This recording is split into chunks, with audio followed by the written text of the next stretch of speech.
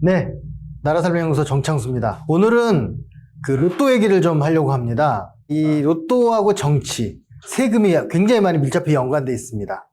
로마 시대에 이런 일이 있었답니다. 5,000명 정도 노예를 가진 총독이 있었는데 이 총독이 매일 아침마다 하는 일이 있었어요. 뭐냐면 매일 그 노예들한테 주는 빵에 5분의 1씩 제해가지고 모으면 얼마나 되겠습니까? 5,000명의 5분의 1이니까 1,000명분의 빵이 모일 거 아닙니까? 그 빵을 가지고 추첨을 해가지고 노예 중에서 한 명한테 그걸 몰아주고요. 해방시켜 준 거예요. 이 노예들이 얼마나 삶이 고단하겠습니까?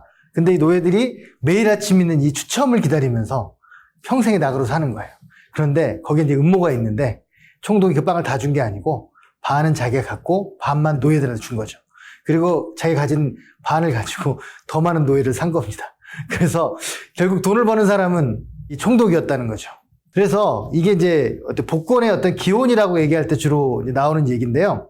한마디로 말하면 이 복권은 많은 사람들한테는 이제 일확천금, 횡재를 의미하기도 하지만 복권을 주관하는 사람, 기관한테는 어떻게 보면 착취의 수단이 될 수도 있는 거죠. 그래서 아우구스티누스 황제 때부터 이 복권 제도가 시작돼서 로마에서 재원 마련할 때 이거를 이제 썼다는 거예요. 그래서 추첨을 해가지고 노예도 주고 유람선도 주고 그리고 저택도 줬다. 그리고 사회복지에 썼다. 그래서 이걸 어떻게 쓰는가에 따라서 좋은 의미를 가질 수 있었다. 뭐 그런 거를 복권의 기원의 역사에서 주로 얘기합니다. 이게 성경에도 나옵니다. 성경에 보면 민수기에 그 하나님이 모세한테 인구를 조사해가지고 추첨으로 땅을 나눠줘라. 이런 게 있습니다. 그래서 네로도 이걸 이제 흉내내가지고 일종의 이벤트로 복권을 발행하기도 했대요. 근데 여기도 재밌는 사람이 한 명이 복권의 역사에 등장하는데 카사노바입니다. 이 카사노바가 피렌체에서 등장한 로또라는 추첨 시스템을 알고 있었던 거예요. 왜냐면 그 출신이거든요. 그래서 제노바 공화국에서 지도자를 뽑을 때 90명을 정치가 중에서 5명의 상원을 뽑아서 이들이 지도자를 돌아가면서 한 거예요. 그래서 90분의 5 게임이 복권으로 이제 바뀌면서 로또 복권의 시조가 되었다. 그렇게 얘기합니다. 그래서 이 로또라는 말은 롯이라는 말이 LOT, 롯이라는 말이 운명이라는 말을 얘기한답니다. 그래서 누가 지도자가 될 운명이냐 하는 걸 추첨을 통해서 했기 때문에 이 로또의 이제 시작이 정치에서 시작됐다. 이런 거고요. 이 카사노바가 근데 이걸 보고 프랑스에 가가지고 루이 15세한테 제안을 해서 파리시의 재정을 해결하기 위한 방법으로 복권을 발행을 한 거예요. 그래서 굉장히 많이 돈을 벌었어요. 200만 프랑을 벌고 그리고 그중에 60만 프랑을 파리시에 수익금으로 줬기 때문에 그 당시에 전쟁으로 인해 가지고 재정이 어려웠던 프랑스에 많은 재정의 보탬이 됐다고 합니다. 이게 이제 카사노바가 전 세계적으로 유명해진 이름이 된 거예요. 원래 카사노바는 여자 문제로 유명했던 게 아니라 이 사건 때문에 유명해졌던 거죠. 근데 이제 문제는 이제 그 위에도 여자 문제가 여러 개가 얽혀가지고 이제 나중에 이제 축출되긴 했지만 여하튼 카사노바는 사실은 당대의 지식인이고 경제학자였다. 이제 그렇게 알려져 있습니다.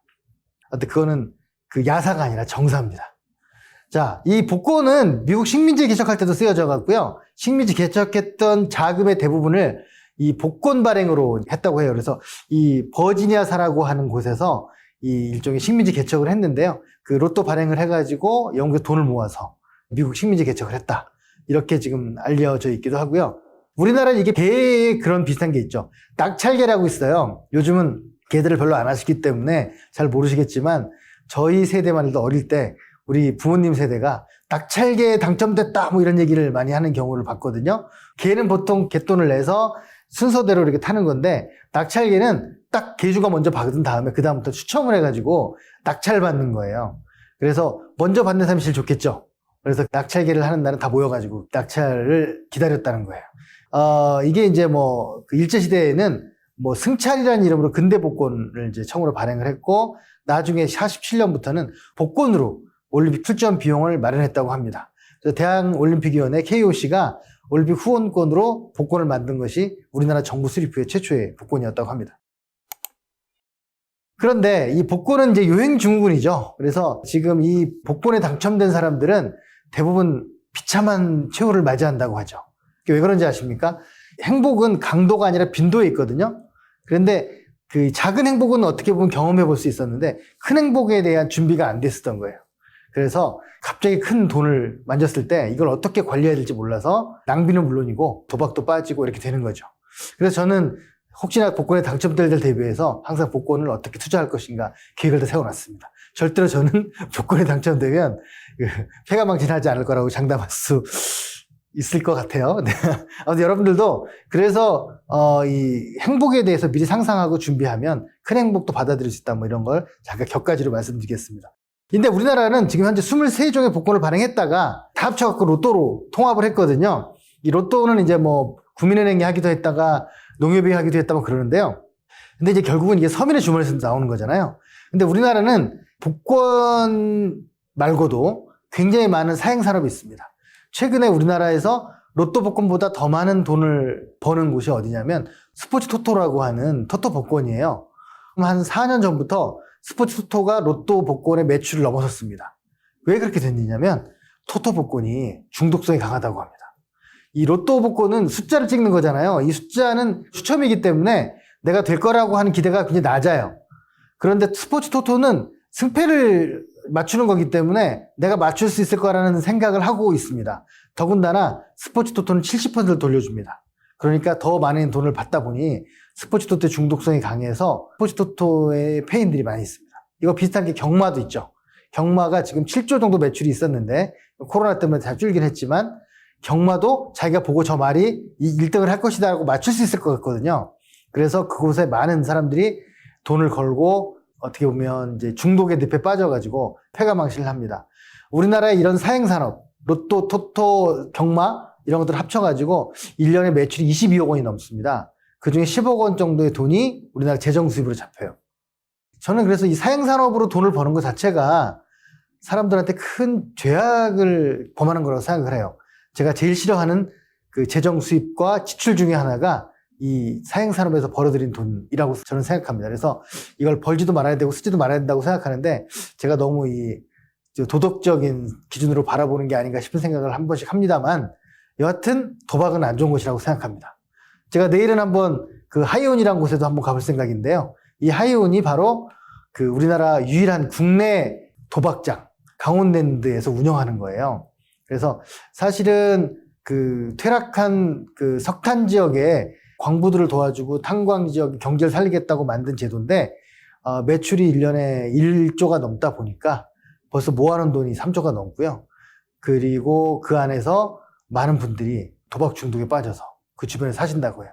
처음에는 돈을 쓰고 그다음에 가져온 차를 팔고 나중에는 이제 뭐 집을 판다고 하는데 아무튼 이 도박 문제 재정 사업의 일환으로 추진되고 있지만 한번 우리 가슴에 손을 얹고 생각해 볼 필요가 있겠다라고 생각을 하고 있고요.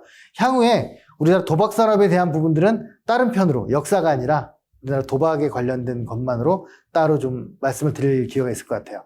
참고로 공공사행산업이 22조인데 불법 사행산업으로 80조가 넘게 사람들이 쓰고 있다고 하는 통계가 있어요.